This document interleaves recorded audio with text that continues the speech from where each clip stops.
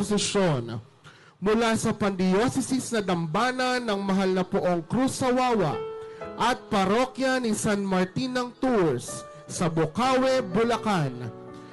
Pasalubungan po natin ng palakpakan Nuestra Señora de las Flores de Bocaue, ang Birhen sa Bocaue.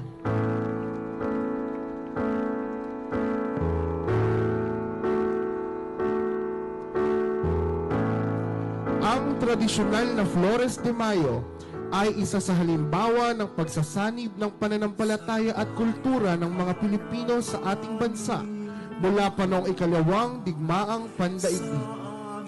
Sa bayan ng Bocaue ay tanyag ang makulay na pagdiriwang ng Flores de Mayo.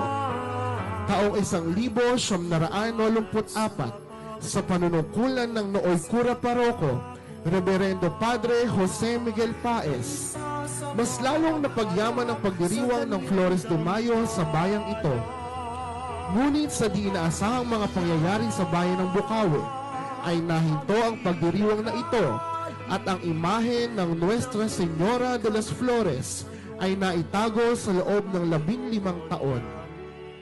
Sa muling pagsigla ng debosyon sa Mahal na Poong Cruz sa Wawa, ay kaalinsabay na nabuhay at napasiglang muli ang taunang pagdiriwang ng Flores de Mayo sa Bocaue na magpahanggang ngayon ay tanyag at dinarayo ng mga nagdedebosyon sa Mahal na Birhen.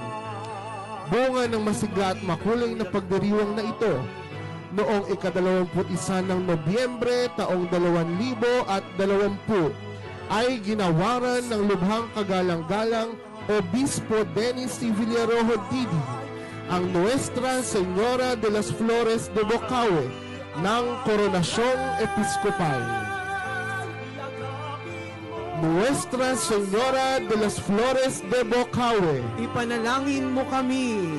Pinasasalamatan po natin ang kanilang Kura Paroko at Rektor ng Dambana, Reverendo Padre Mario Jose C. Ladra, ang kanilang Parochial Vicar, Reverendo Padre Joseph Franz T. Dizon, ang Cofradia de la Virgen de las Flores, ang mga lingkod ng Dambana, ang St. Martin of Tours Parish, Stockholm at Marshalls, ang Bocaue Municipal Brass Band at Indak Kabataang Asunsyon, gayon din kay Reverendo Padre J. Lina sa pagpapahiram ng kanyang karosa. Maraming salamat po. Muli nating palakpakan ang Birhen sa Bocaue, Nuestra Señora de las Flores.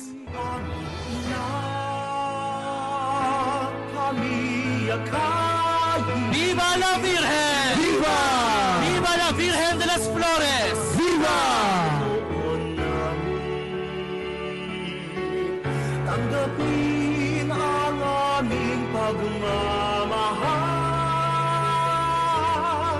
ipanalangin mo kami, Maria, bulaklak ng sanlibutan, humalimuyak nawa